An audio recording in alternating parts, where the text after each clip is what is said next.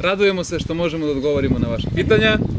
Zdravo svima, još jedna emisija Pitajte Coach Ivana. Danas odgovaramo na pitanja vezano za trkačke povrede uživo sa kampa Srbija Running Project u Karatošu. Znači, najčešće pitanje koje nas stiže je kako da ljudi izbegnu povredu kolena. Mislim, najprvo treba da napravimo malo analizu šta se u stvari tu dešava i zbog čega se kolena toliko povređuju prilikom trčanja. Kada govorimo o povredama, to praktično nije povreda, kolena, nego to oštećenje. To jeste trauma, ali i oštećenje.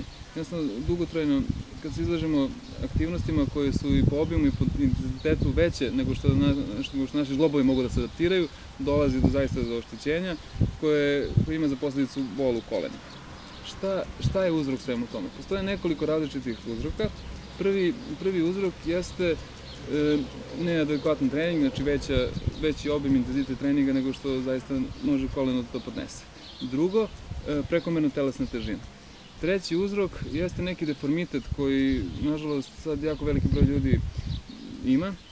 Dovoljno je da je samo malo kičma zakrivljena na jednu stranu, da se malo karlica pomeri, samo milimetar da se pomeri, da se dođe do asimetrije i onda samim tim već počnemo asimetrično da gazimo i jedna noga mnogo više radi, to jest jedno koleno mnogo više trpi udar i na taj način isto dolazi do oštećenja kolena. Sledeći faktor koji utiče na to jeste nepravilna tehnika trčanja. Kada se dočekujemo na pete, jednostavno kada se mi dočekamo na petu, pravimo ogromnu silu koja udara na koleno i ona ga jednostavno oštećuje. To nije strašno ako trčimo kilometar, dva, ali ako krenemo trčimo 10, 15 ili 20 km, to je 15 ili 20 hiljada puta kada udarimo na koleno, to je jako nezgodno.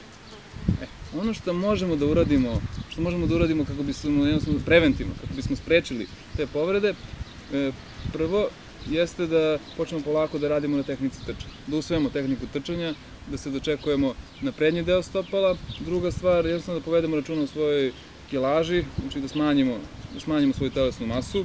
Treća stvar koju možemo da radimo, to su vežbice snage, koje jednostavno jačaju zglobove, pre svega govorimo o zglobu kolena, znači vežbe koje jačaju pre svega mišić koji se zove kvadriceps, koji je veliki mišić buta, koji preko buta ide, prelazi preko kolena i pripaja se ovde na potkolenici i ideja jeste da na taj način, znači tehnikom, adekvatnim treningom i vežbama snage, jednostavno napravimo takve uslove da uopšte ne dođe do povrede. Dobro, vežbama ćemo konkretnije u nekom od sledećih emisija. Možeš samo ukratko kažeš 3 vežbe koje su najbolje za jačanje mišića pred kolenom. Tako. Glavna i osnovna vežba uopšte za jačanje mišića nogu jeste čučanj. To je vežba broj 1 je čučanj, vežba broj 2 je iskorak i vežba broj 3 bi trebalo da bude izdržaj u čučnju.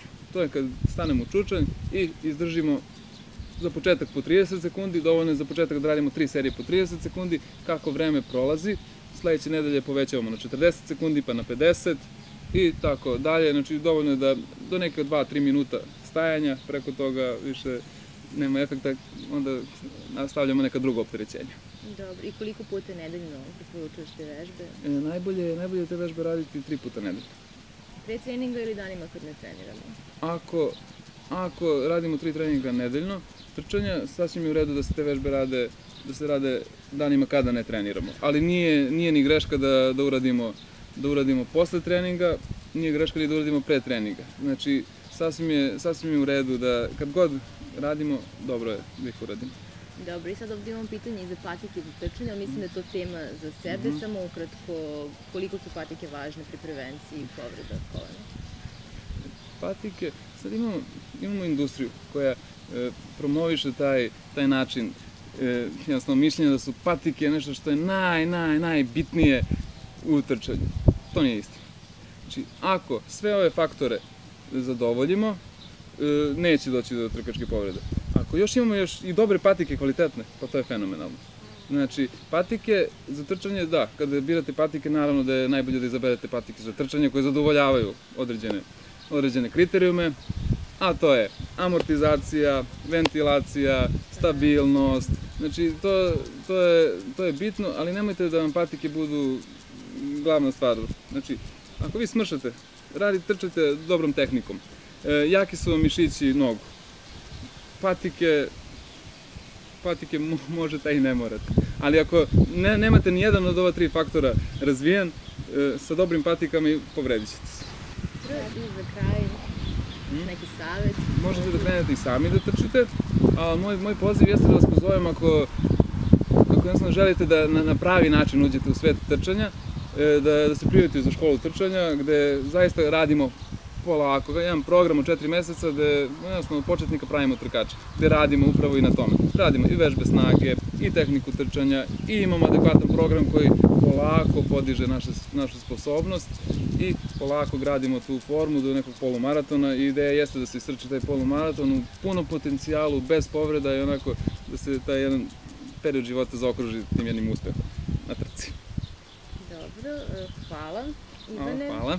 Hvala vama što ste postavljali pitanja.